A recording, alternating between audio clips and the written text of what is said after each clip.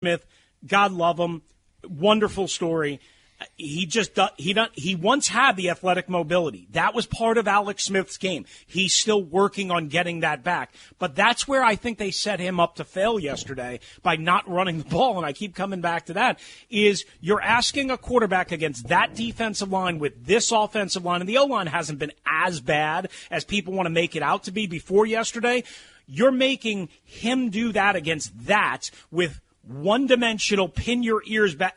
That doesn't work. And this giant defensive line is pretty damn good. And I'm telling you, if whoever the quarterback is, and again, I assume it'll be Allen, that's what Ron said, is going to be running for their lives this Sunday at MetLife Stadium, because that's the strength of this giant defense. And until they start to piece this together, guys, it doesn't matter whether they have Santa Claus, Dwayne Haskins, Kyle Allen, or Alex Smith in at quarterback. Everyone's going to be running for their lives, and you're not going to be able to operate the offense because they're going to face good pass rushes. Dallas the week after that, Jim Tomsula is their defensive line coach. They get after it. Bottom line, they're going to struggle to completely run any sort of offense until they figure this out, no matter who the quarterback is. Thanks a lot, Chris. Appreciate the time and insight. Thank you, buddy. Appreciate you.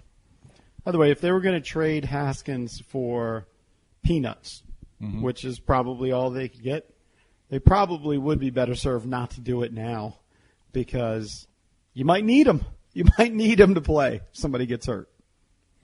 Oh, if you need to turn back the house, good luck. Unless it's so awful and uncomfortable and awkward that you just can't afford to have him in there. Crazier things have happened. You know now, what I mean? Yeah. Especially here. I mean, what if the players just don't want him in there? Maybe Well, they I don't. guarantee the players don't love the fact that his agent went out in public and said that they all suck. Look, and that Haskins isn't the problem. Anytime you've already used 3 quarterbacks by week 5, season is a disaster. Can we go through, because I don't think we've quite gone through all of the stuff that came out over the weekend with Haskins. I'd like to discuss it a little bit. And also, I'd like to still kind of discuss my frustration. I don't think people have heard it because we did it in the first couple hours. This is not just all about the quarterback. I think Ron Rivera, as nice as he is, has been a disaster so far. A disaster. Unquestionably. I wonder if people want to argue with me about that. Are people over him? 636 I'm not saying I'm over him, but I'm just saying so far his grade is F. Well, we can open up the phone lines at 800-636-1067, the AAA Always On Call listener lines. We'll get back into Ron Rivera. How big of a part has he played in the disaster that we've seen thus far? And what do you want to see moving forward with Dwayne Haskins? Do you deal him, or do you keep him around where he potentially could get another shot?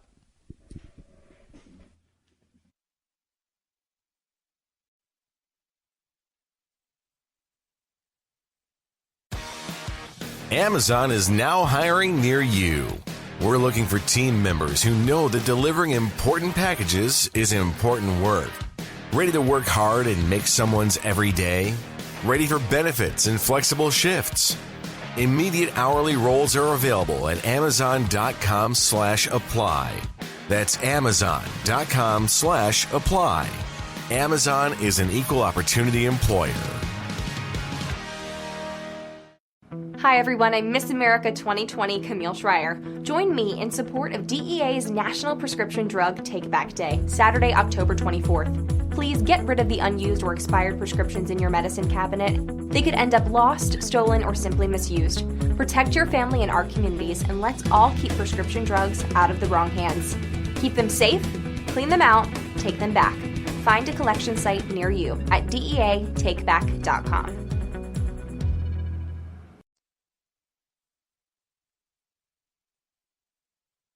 Football Monday on the Sports Junkies is driven by your local D.C. area Acura dealers.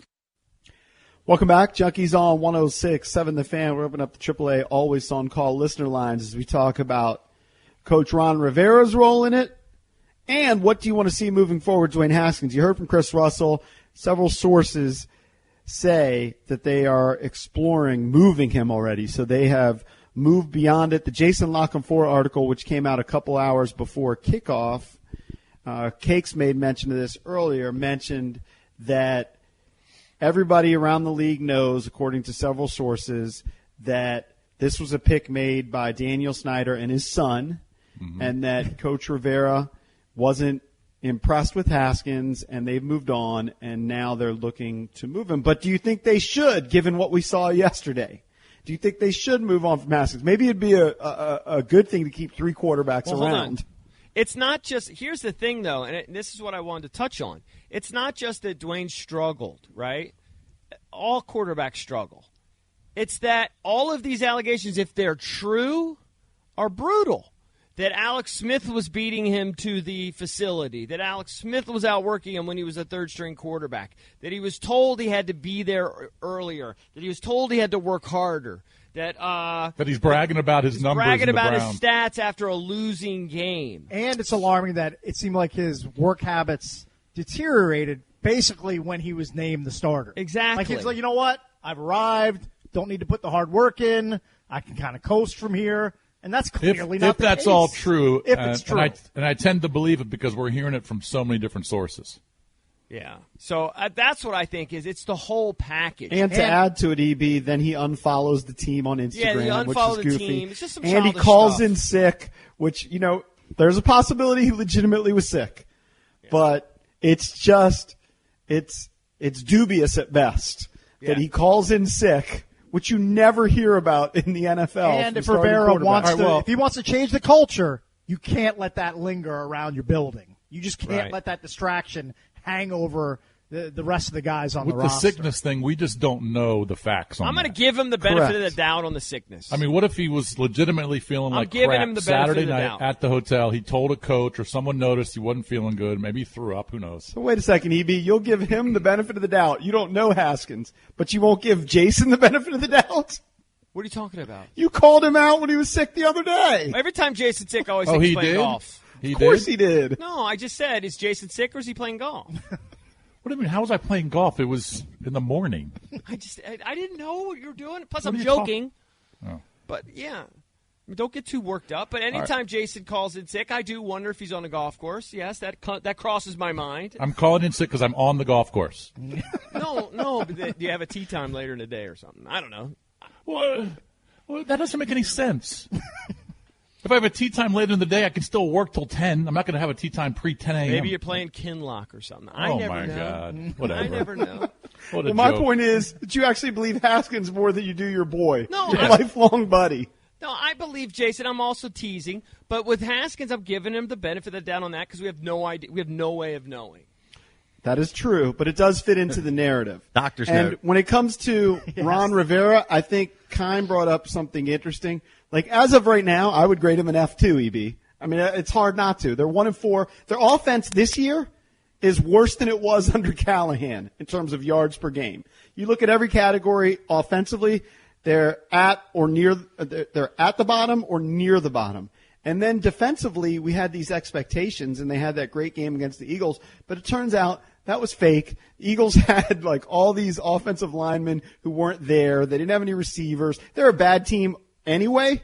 So they've given up 30 points or more in 4 straight games. Also, they've lost by a minimum of 14 points, a minimum of 2 touchdowns 4 weeks in a row.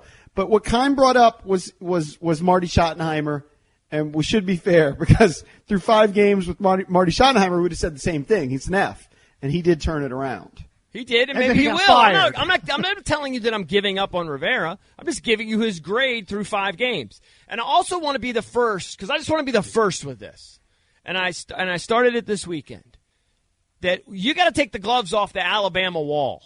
They're not. It's the worst wall ever. How are you the first with that? We've been talking about that for a couple of years. That Allen and Payne are overrated? I say yes. Okay. All right. Well, then I don't hear other people. All I hear is people jocking Allen and Payne. Allen and Payne are overrated. Valdez really trying to push the Alabama lull. I don't know if it's going to gain the traction. I know it's not catching Come up with something else. Stall would be better. Stall would be better. All I hear is Alabama wall, Allen and Payne. Ioannidis was better. And they're just average. I mean, if you look at where they run, but we've said that for a couple of years. To be honest, I don't think so. Generally, I know I talked about it on post game and on this show. But you know what? Before the season started, we just looked at where those kids are drafted. We said, all right, all first round draft picks on the line. And we included, Young and Sweat and all those guys. And Kerrigan made 5. Kerrigan. Is Washington football team getting the nubs Bama players? Because no, they're just average. A lot of the other Alabama players I see around the league are doing work. Those guys were dominant in college. There's a lot of nubs Bama players that don't make it. Yeah, there's another one, and he's not even on the Alabama wall. He's in it's Landon Collins. That's what I meant. Right. Yeah, I know. Also, is it Cam Sims an Alabama player? Yeah. Yes. Yeah. Ryan Anderson. You know what? WFT. Ryan Anderson's been a disappointment. They're getting the fringe Bama studs. No, I think those guys were big guys. They just duds here. I think I blame the coaches. I always blame the coaches. You know what? You can blame the coaches. Del Rio was supposed to be like the steadying hand for the defense. I agree with that. I know, but you know what? But like again, Preston Smith he was a dud here, and he goes to another team, and he has a great year. But I always again, blame coaches. They all work in concert with each other. The defense is bad because the offense is converting the lowest amount of third down. Like, yeah, by but I knew that was going to the be the lowest case. amount of third downs. 29%. As bad as the defense is, the offense is worse. But I thought the defense would be top 10. That was a reasonable expectation. That was basically the general consensus that this pass rush. Who did we have on that said it could be the best pass rush in football? Who said that? Do you remember that guy? Pro Football Focus guys. I can't remember who we had on week one. I think it was Sam Monson, I think. He said it could be the best pass rush in football. Right.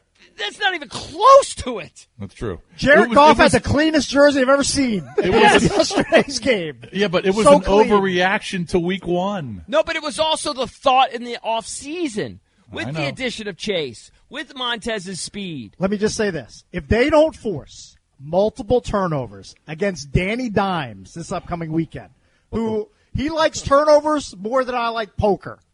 It's impossible for him not to turn the ball over. If they don't force multiple turnovers against Daniel Jones, something is systematically broken with this defense. They have to be able to capitalize this is how on bad the turnovers defense against is. Him. And I know it's different weeks, but the Cowboys, everybody knows, everybody scores like 35 points against the Cowboys, right? Right. The Cowboys actually held the Rams to 20 points. The week before, the Giants held the Rams to 17 points.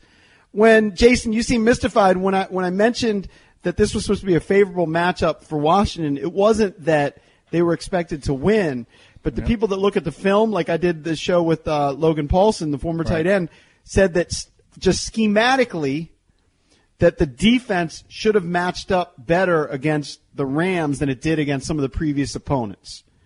That because the Rams like to do a lot of intermediate, short passing, don't have over-the-top guys, explosive guys, don't have an explosive quarterback, who they've clearly struggled with, Lamar Jackson, that they should have schematically done better against the Rams than they did. Well, Robert Woods got over the top pretty That's why easily. you don't play games on paper. You play them on the field. Right. And I believe Cooper Kupp and Robert Woods combined have more receptions in the last 3 years than any other tandem in the NFL. Correct, so but they both were averaging roughly 11 or 12 yards per catch entering yesterday's game. Well, those averages went up. That's a first down. Yes. You average 12, that's a first down. Yeah. I don't care about that. Look, Aaron Donald is from another planet. Okay, and if you don't double him every single time, there was some of those sacks he was just blowing up the Schweitzer or Wes Martin, whoever it was, and there was no double. You have to double him every single time. If you beat your double, oh well. If someone else beats another guy, oh well. But you can't let Aaron Donald dominate you, and they allowed it. All right, real quick, one call before the break. Let's go to, let's go to line 3. Let's go to Mike. Well, I don't even say it. It just says Haskins. He wants to talk about Haskins. Mike and Haskins. I thought it was Haskins. Mike, what's up? Are you there, buddy? Yeah, I was calling in. Yeah. Yeah. Can you hear me? Yeah, go ahead. His whole demeanor on the sidelines was just like disinterested, looking around. He wasn't there yesterday. What are you talking about? He wasn't there. He's kidding, right? I doubt it. Maybe he was talking about some of the sideline pictures from practice. And by the way, even if you are sick, still go to the game. Go sit in the stands or the luxury box. I'm going to give him a pass on that, too, because we're in this era where if you have a tummy ache, they think you have Ebola. No. How many said stay in the hotel? How many suites are there? But the team said for him to stay in the hotel. That's not how we're handling sickness right now, right or wrong. So I'm not going to kill him for it. I'm going to defend him on that one thing. You know, don't you have rapid tests? Take a rapid test. You don't have COVID. Go sit in the owner's suite. Do they have rapid tests for tummy aches? For upset tum-tums? All right, let's bang out Do they have some rapid calls. tests